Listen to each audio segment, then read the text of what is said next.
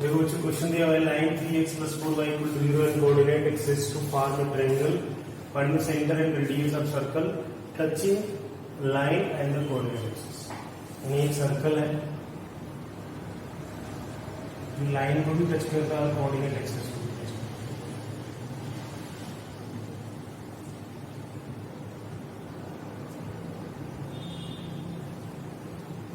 ठीक है, OAB line क्या है आपका 3x + 4y = 0। 3x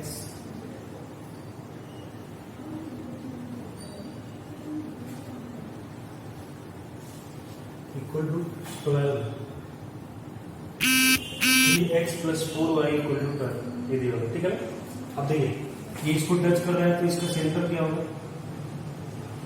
रेडियस के बराबर होगा, क्योंकि x कोऑर्डिनेट भी रेडियस के बराबर होगा और y कोऑर्डिनेट भी रेडियस के बराबर होगा। तो उस केस में इसका सेंटर क्या हो गया, r होगा। ठीक है ना, और ये 12 लिखा हुआ है बेटा, तो ये पॉइंट अगर हम x = 0 रखें तो y कितना आएगा, 3 आएगा, और y = 0 रखें तो x कितना आएगा, 4 आएगा। ये पॉइंट मिल रहा है। और हमें क्या निकालना है, हमें सेंटर निकालना है और रेडियस निकालना है। तो आपने एक फार्मूला पढ़ा होगा, r = delta by S. Delta क्या है, एरिया ऑफ ट्रायंगल, और एस क्या, सेमी पेरिमीटर। तो एरिया ऑफ ट्रायंगल, तो ये 4 हो गया, ये 3 हो गया, तो ये ऑब्वियसली कितना होगा, 5 होगा। अब देखिए एरिया कितना हो जाएगा, यानी कि अगर हम डेल्टा निकालें तो 1/2 बेस इंटू हाइट, यानी कि 3 × 4, ये आ गया बेटा आपका 6 स्क्वायर यूनिट आपकी एरिया है। और अगर आप एस की वैल्यू निकालते हैं तो s = कितना हो जाएगा, 5 + 3 + 4/2, तो ये कितना आ गया, 6, यानी कि रेडियस आ गया 6/6, तो r = 1 आ गया। तो सेंटर क्या हो गया आपका, सेंटर हो गया 1 1 एंड रेडियस इज व्हाट, आपका सेंटर 1 1 हो गया और रेडियस भी क्या हो गया, 1। नोट करिए।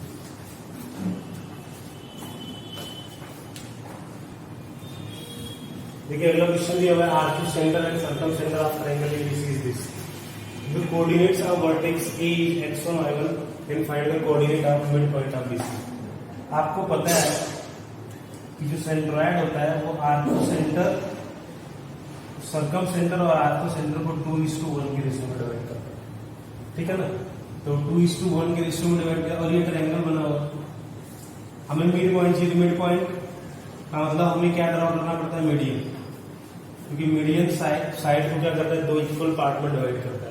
तो ए पॉइंट का कोऑर्डिनेट आपको x1 y1 दिया हुआ है, और यहाँ पे कहीं क्या मिलेगा, सेंट्रॉइड, और ये पॉइंट क्या हो गया, डी। ठीक है ना, ये पॉइंट हो गया आपका डी। तो आपको डी पॉइंट का कोऑर्डिनेट निकालना, तो सबसे पहले हम क्या करते हैं, सेंट्रॉइड निकाल लेते हैं। तो सर्कम सेंटर हमारा क्या है, आर्थो सेंटर ए बी, और सर्कम सेंटर क्या है, सी डी, यानी कि ये उल्टा हो गया, आर्थो सेंटर और ये सर्कल सेंटर। ये आपका आ गया ए बी और ये आ गया आपका सी। तो जी कितना हो गया बेटा, जी = हो जाएगा ये A 2C + A/3, और आपका हो जाएगा 2C + A/3 और 2D + B/3, 2D + B/3। ठीक है, ये आ गया आपका सेंट्रॉइड का कोऑर्डिनेट। अब सेंट्रॉइड का कोऑर्डिनेट मिल गया तो हमें, अब सेंट्रॉइड इसको भी किस रेशियो में डिवाइड करता है, 2:1 के रेशियो में। तो अगर डी पॉइंट का कोऑर्डिनेट हमें निकालना है तो हम क्या करेंगे, ये आपका ए है, ये जी है, और ये डी। जी हमें पता है ना, ए हमें पता है, और डी निकालना है। तो आप निकाल सकते हो सेक्शन फार्मूला से, एक्सटर्नल डिवीजन से। तो क्या करेंगे, 2C निकालेंगे, तो डी पॉइंट का कोऑर्डिनेट क्या आएगा, 2C, ये 2:1 का रेशियो है, तो ये आ जाएगा 2C + A - x1/2, और दूसरा हो जाएगा 2C 2D + B - x2 y1 / 2। 2 ये आपका आ गया डी पॉइंट का कोऑर्डिनेट, यानी मिड पॉइंट ऑफ बीसी आ गया। ठीक है, आइए देखते हैं नेक्स्ट क्वेश्चन है आपका, वर्टिसेस ऑफ ए ट्रायंगल ये दिया हुआ है, तो सर्कम सेंटर और आर्थो सेंटर के बीच का डिस्टेंस निकालना। ठीक है ना, तो सर्कम सेंटर और आर्थो सेंटर ये आपका ए बी सी। पहले एक काम करते हैं, साइड का लेंथ निकाल लेते हैं। ये दिया है 2 -2 -2 1 और 5 2।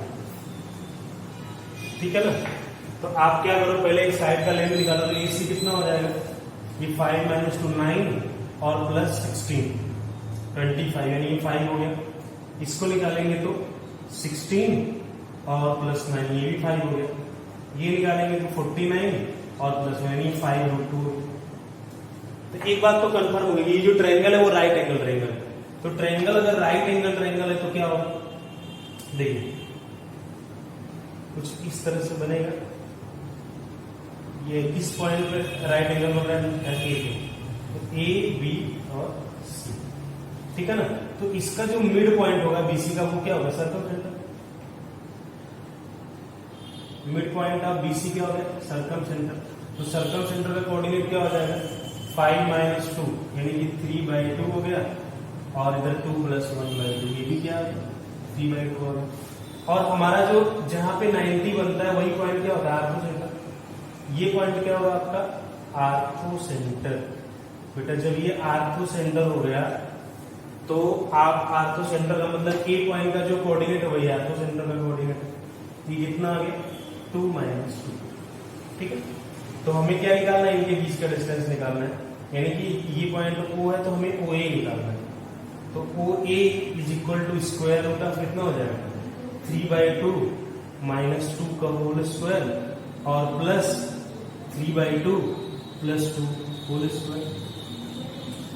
ये आपका आ जाएगा 1/4 और ये कितना आ जाएगा 4 + 3। ठीक है, 7/49/4 ये आ गया 50 क्या आ गया 4, यानी कि 5√2/2।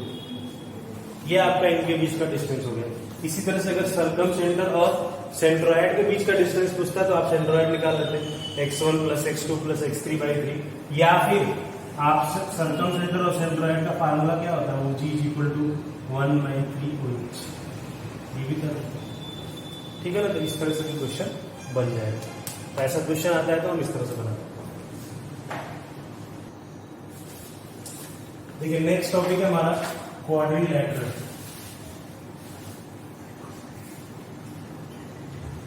क्वाड्रिलैटरल क्या होता है, पहली एक बात है कि सम ऑफ इंटीरियर एंगल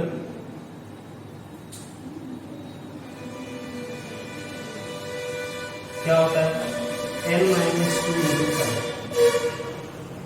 ठीक है ना। सम ऑफ इंटीरियर एंगल्स क्या होता है, n - 2 पाई। जैसे ये क्वाड्रिलैटरल है तो इसमें n की वैल्यू कितनी होगी 4, तो 4 - 2 कितना हो गया 2, तो ये 2 पाई आ गया, यानी कि सभी इंटीरियर एंगल का सम कितना होगा 2 पाई होगा। ठीक है, अब देखिए क्वाड्रिलैटरल को अगर हम देखें तो इसको हमने 2 पार्ट में डिवाइड किया है। एक तो आपका है पैरेललोग्राम और second one is trapezium. Parallelogram and trapezium. What is parallelogram, parallelogram क्या होता है, इसमें पहला कंडीशन क्या होता है, opposite sides are parallel and equal. पहला कंडीशन होता है कि इसके अपोजिट साइड्स पैरेलल और इक्वल होते हैं। ठीक है, सेकेंड कंडीशन क्या होता है, diagonal are bisected. Diagonal bisect करते हैं, यानी कि अगर ये एक पैरेललोग्राम है तो इसकी जो डायगोनल है ये मान लीजिए ABCD, ये O है, तो ये इसके इक्वल होता है और ये क्या होता है इसके इक्वल होता है। तो इसके डायगोनल क्या करते हैं बेटा, बाइसेक्ट करते हैं पैरेललोग्राम। ठीक है ना, और पैरेललोग्राम के लिए देखिए अगर इसकी एरिया निकालनी होगी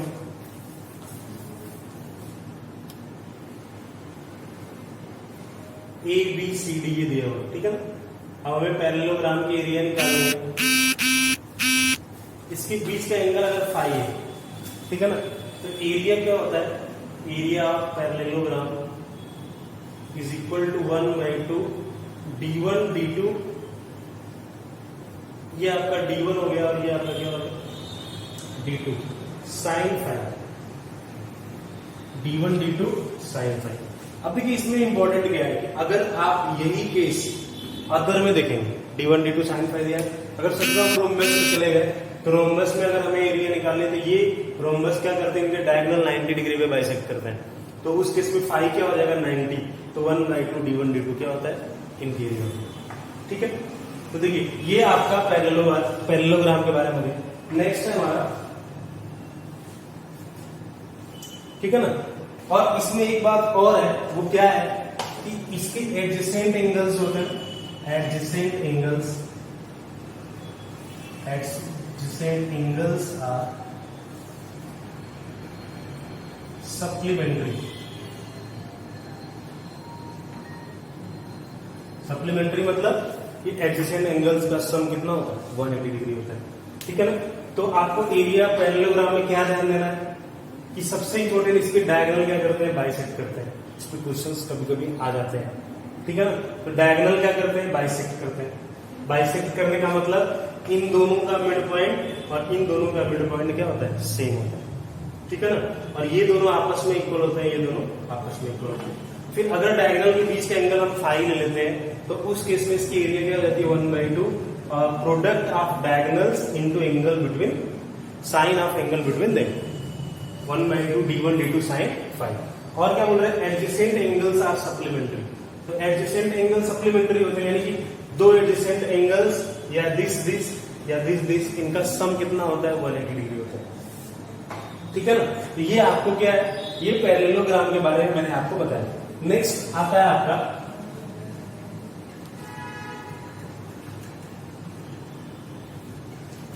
नेक्स्ट रोमस। क्या होता है,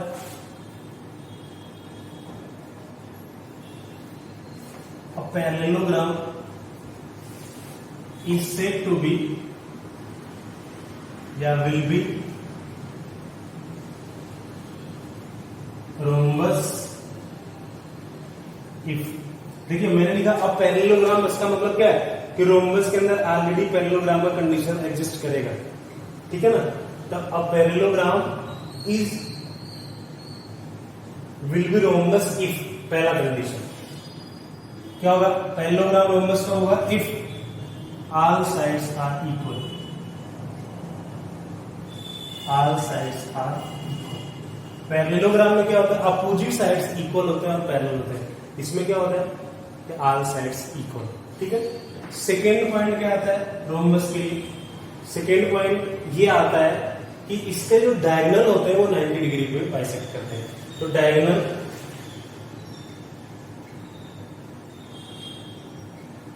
बाइसेक्ट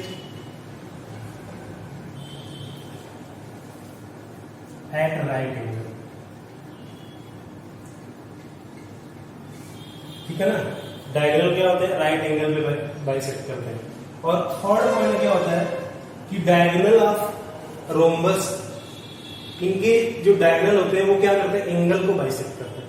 मतलब जैसे ये आपका रोम्बस, तो ये जो डायगोनल है इस एंगल को इक्वली बाइसेक्ट करता है, ये जो डायगोनल है इस एंगल को इक्वली बाइसेक्ट करता है। तो ये क्या करते हैं, बाइसेक्ट एंगल्स इक्वली, ठीक है ना। तो इसको आप क्या लिखेंगे, इसको आप ये लिख सकते हैं डायगोनल्स बाइसेक्ट एंगल्स, ठीक है। और एक थर्ड पॉइंट क्या था,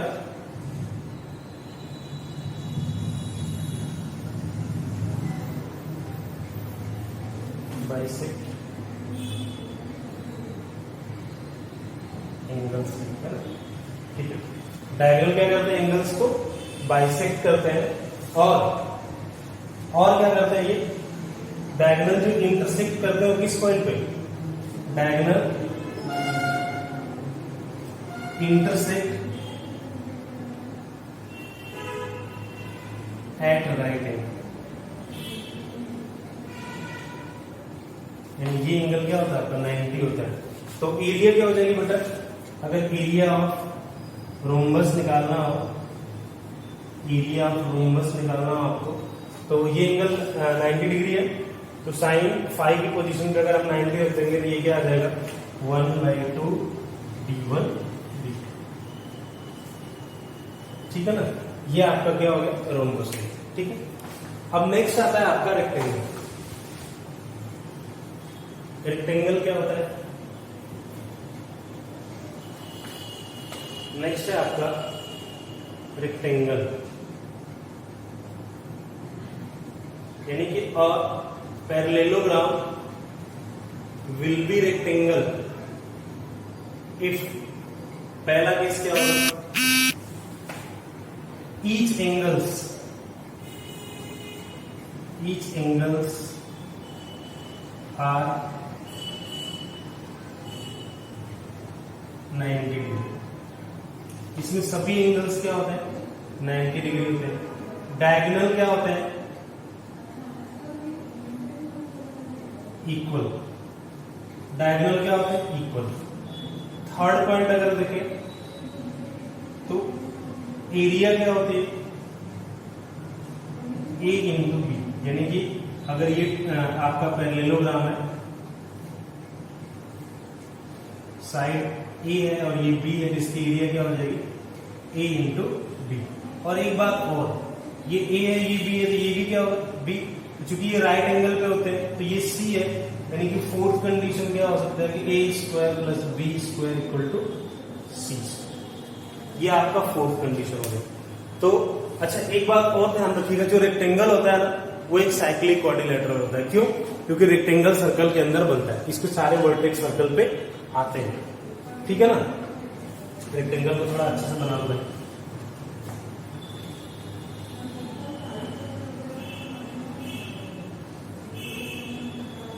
ए बी सी डी हो गए और ये आपका साइड हो गई, ए हो गया, ये बी हो गया।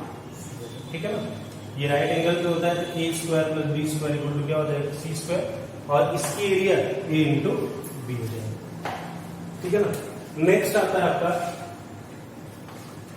स्क्वायर। अब स्क्वायर क्या होता है,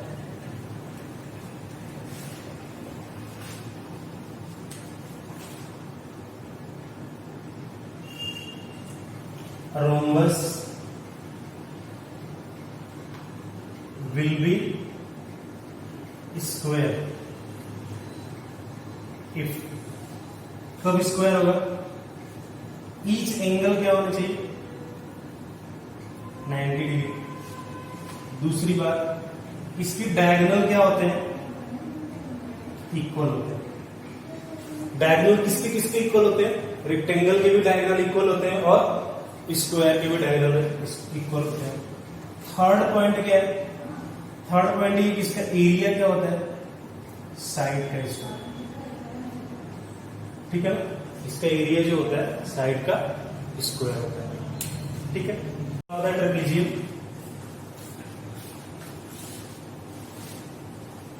इसके वन पेयर क्या होते हैं पैरेलल होते हैं, ए बी सी डी, ये इसकी हाइट है। तो एरिया क्या होता है बेटा, area is equal to 1/2 sum of opposite side यानी A B plus C D और इनटू हाइट। इफ देखिए इसमें if non parallel sides are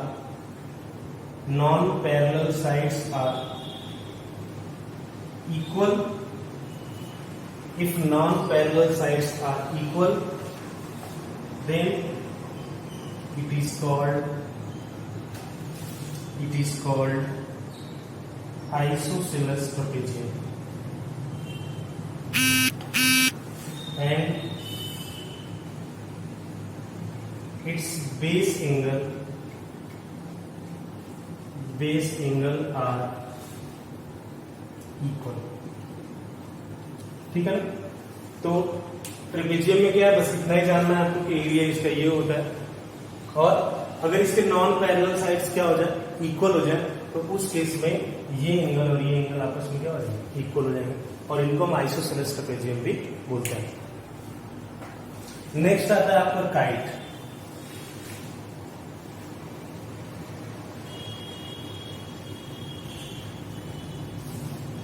next आता है kite.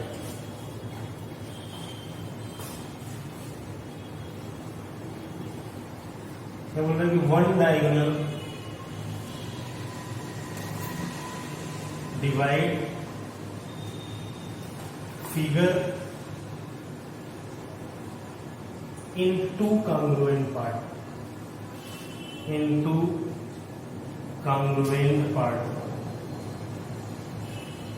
One diagonal divide figure in two congruent part. देखिए, to congruent part में divide कर रहा है, ठीक है ना। तो ये फिगर कुछ ऐसा होता है काइट का, ये इसके दो डायगोनल, ये सपोज करिए ए बी सी और डी। देखिए इसका ये साइड इसके इक्वल होता है और ये इसके इक्वल होता है, ठीक है। ये जो डायगोनल एसी है ना, ये क्या करता है, इसको दो कॉन्ग्रुएंट पार्ट में डिवाइड करता है, यानी ये आपस में क्या होता है, इक्वल होता है। तो एसी क्या करता है, इसको दो कॉन्ग्रुएंट, बीडी डिवाइड नहीं करता है, बट एसी क्या करता है, इनको दो कॉन्ग्रुएंट पार्ट में डिवाइड करता है, ठीक है ना। तो इसमें पहला कंडीशन क्या है कि diagonals are perpendicular,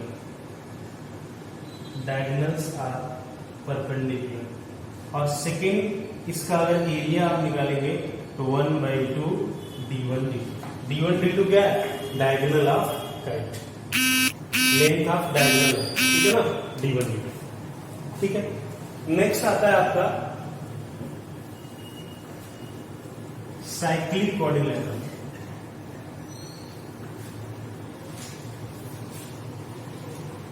cyclic quadrilateral. Cyclic quadrilateral क्या होता है, साइक्लिक क्वाड्रिलैटरल का मतलब होता है कि किसी भी क्वाड्रिलैटरल के सभी वर्टेक्स कहां पे हो, सर्कल में। यानी कि पहला पॉइंट हो गया, each vertex lies on circle, ठीक है। ये आपका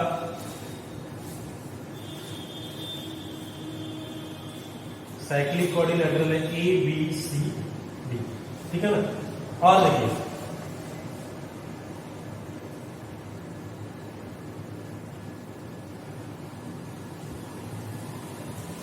ये पॉइंट अगर क्या हो, ई हो, तो दूसरा पॉइंट क्या होता है कि इनके अपोजिट एंगल का सम क्या होता है, 180, यानी कि angle A plus angle C equal to angle B plus angle D is equal to क्या होता है, 180। और थर्ड इंपॉर्टेंट पॉइंट क्या है इसमें कि A into E C is equal to होता है बीई इंटू ई, ठीक है ना। ये साइक्लिक क्वाड्रिलैटरल के लिए कंडीशन होता है।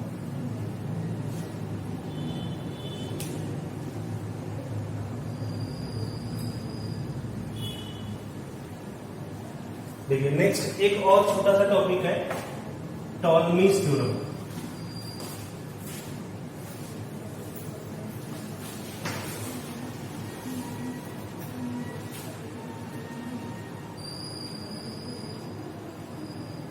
टॉलमीज थ्योरम देखिए क्या होगा,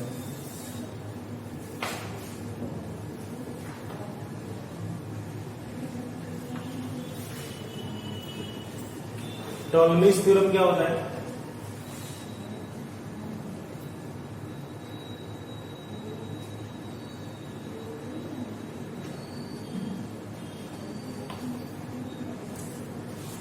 टॉलमीज थ्योरम क्या, कोई ट्रायंगल दिया हुआ है, sorry quadrilateral A B C D, तो इनके sum of product of opposite sides is equal to product of diagonal,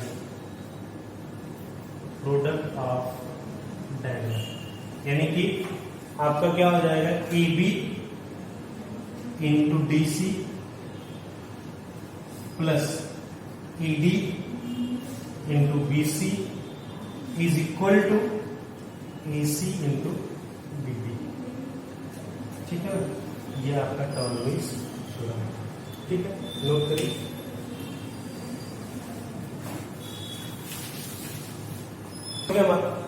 next topic है हमारा हार्मोनिक कंजुगेट। क्या होता है कि अगर कोई भी पॉइंट पी, जैसे हमने ए और बी लिखे और ये हमारा पी पॉइंट, इसको एक पॉइंट पी क्या कर रहा है, इंटरनली डिवाइड कर रहा है, और एक पॉइंट क्यू क्या कर रहा है, एक्सटर्नली डिवाइड कर रहा है। ठीक है ना, तो पी और क्यू क्या हो गया, ए बी के रिस्पेक्ट में एक दूसरे के हार्मोनिक कंजुगेट हो गए। कैसे, इसका रिलेशन क्या होता है कि A B is equal to 2 times A P into A Q upon A P plus A Q. यानी हम ये कह सकते हैं कि if a point P divides AB in the ratio A is to B internally and a point Q divides A is to B externally, then P and Q are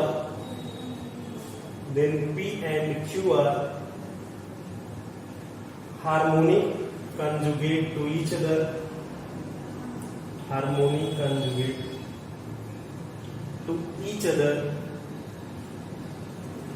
with respect to AB. Harmonic conjugate to each other with respect to A। ठीक है, note करिए इसको।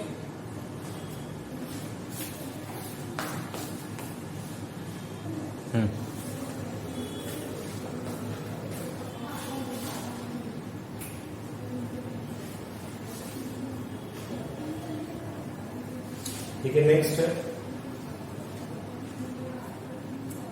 Internal and external bisector of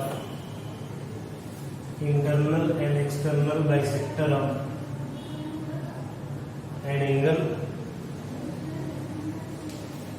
of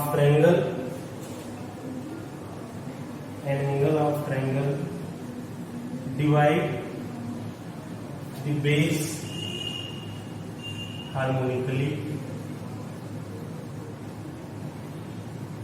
कैसे, ये एक triangle है ABC। ठीक है, अब हम इसका एक इंटरनल बाइसेक्टर ड्रॉ करते हैं। ये पॉइंट क्या है, D। ठीक है ना, अब हम इसको आगे की तरफ बढ़ाते हैं और एक पॉइंट हमको D डैश से मिलता है। तो देखिए, अगर ये A है तो ये एंगल क्या होगा, A/2, ये भी होगा A/2। ये पूरा एंगल कितना होगा, ये पूरा एंगल हो गया पाई माइनस ए। तो ये वाला एंगल पाई माइनस है, तो ये एंगल कितना हो गया, पाई/2 माइनस A/2। तो ये इंटरनली डिवाइड कर रहा है, तो इस एंगल का ये हाफ हो रहा है, और ये इसको एक्सटर्नली डिवाइड कर रहा है, तो इस एंगल का ये क्या हो गया, हाफ हो गया। तो इस केस में रेशियो क्या होता है, AB/AC is equal to BD/DC is equal to AB/AC। ठीक है ना, AB/AC is equal to BD/DC is equal to BD dash upon CD dash। ठीक है ना, तो AB/AC क्या होता है, C/B। यानी हम इसको ऐसे भी लिख सकते हैं कि C/B के रेशियो में। ठीक है ना, तो ये हार्मोनिकली क्यों है, क्योंकि जब ये इंटरनली डिवीजन और एक्सटर्नली डिवीजन दोनों करता है, जब इंटरनली डिवाइड करता है तो ये क्या करता है, इस एंगल को डिवाइड कर रहा है, और जब एक्सटर्नली डिवाइड करता है तो इस एंगल को डिवाइड कर रहा है। क्योंकि देखो, जब इसको एक्सटेंड करता है तो ये पूरा एंगल पाई हो जाता है ना, ये एंगल कितना हो जाएगा, पाई माइनस। क्लियर? चलिए नोट करिए, अब इस पे क्वेश्चन करते हैं।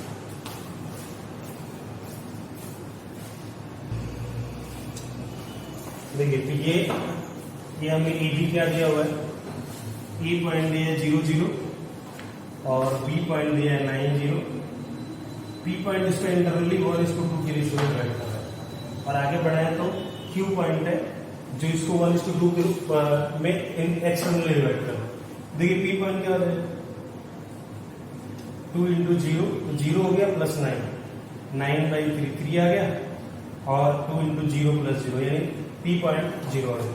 अगर हम क्यू पॉइंट निकालें, मैंने आपको क्या बोला था, बस एक रेशियो को नेगेटिव करो, तो 1:-2 के रेशियो में, ये 0 हो गया फिर ये 9 हो गया, ठीक है ना। और